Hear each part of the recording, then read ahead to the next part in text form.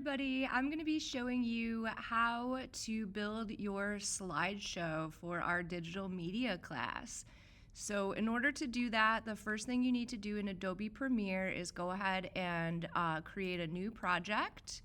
And you always want to name your project with your name and then the name of the project type, so that we can stay very organized in our classroom here. And then you can just go ahead and say create, and then you can skip this part right here. So here is your Adobe Premiere interface.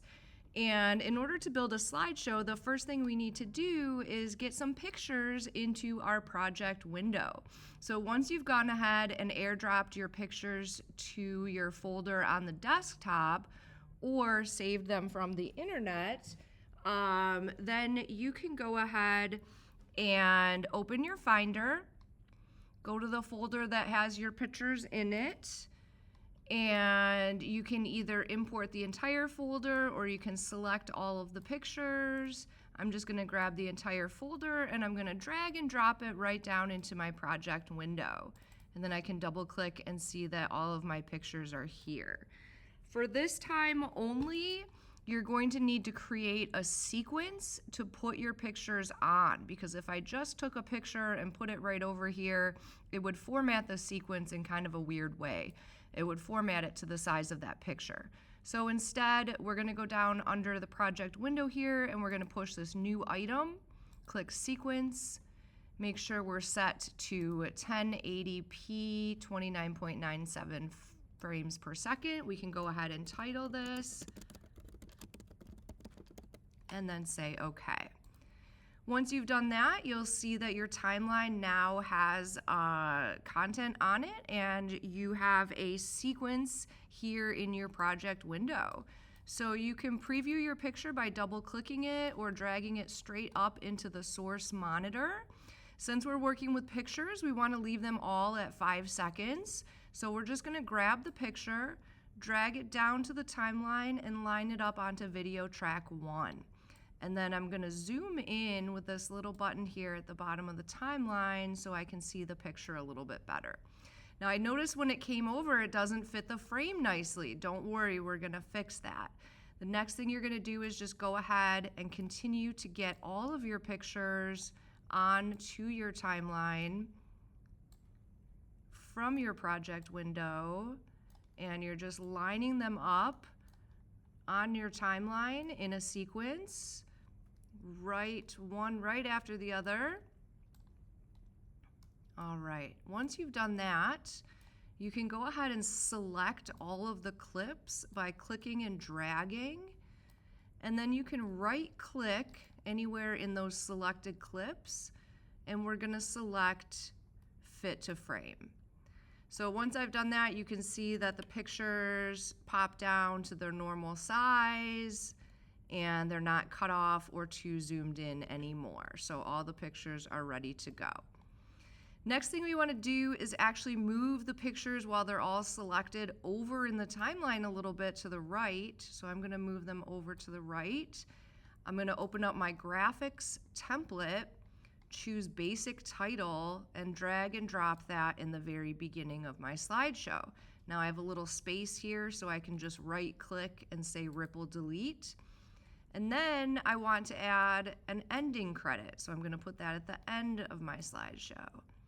Now let's go back and work on the opening credit. So I'm going to move my blue position indicator so that it's over top of the title.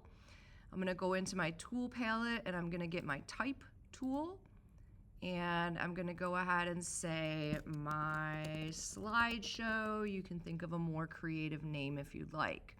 Now to edit this, I have to go back and get the arrow. Then I can go to the Properties tab and I can choose a different font. I can choose a color for my text if I would like. That's not opening.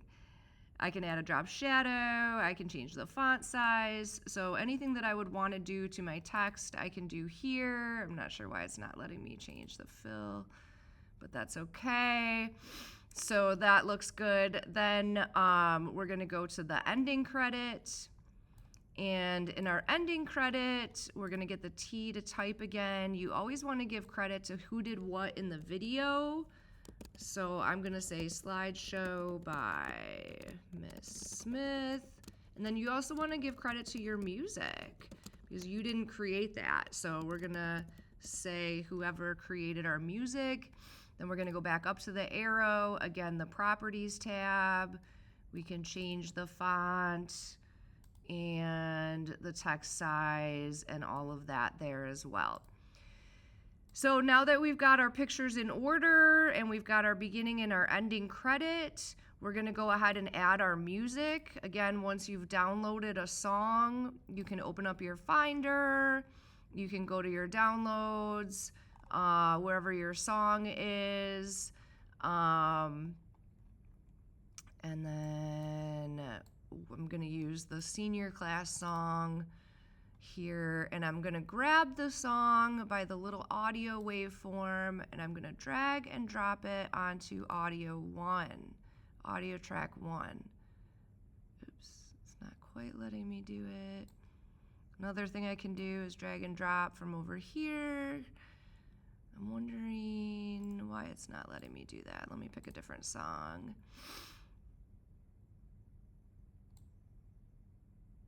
I thought I saved it to the desktop.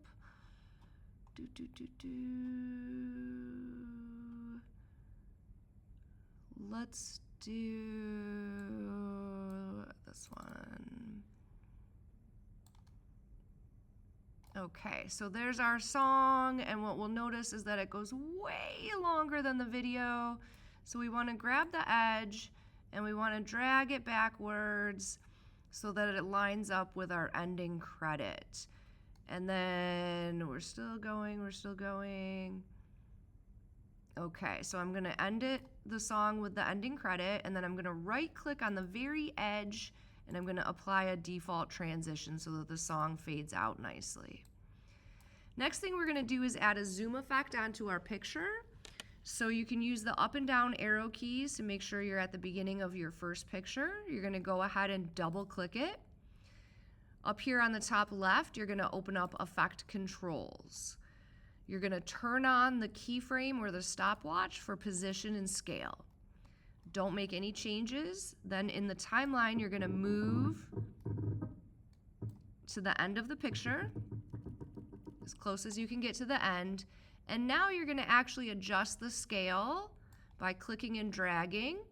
And then you may wanna adjust the position as well. And you wanna make it sure it just looks nice. So if we play this,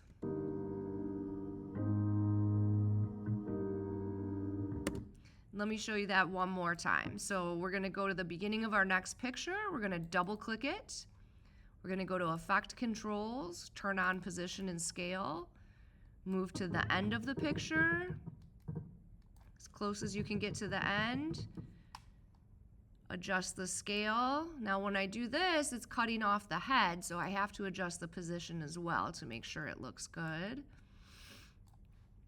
And you can continue to do that for all of your pictures. Make sure you're saving as you go. Next thing we're gonna do is add some picture captions. So we're gonna go back to our graphics template, grab our title, stack it on top of our picture onto video track 2, and then you can see it over the picture. Now, obviously we have to do some editing here because that doesn't look very great. But let's say snow dog.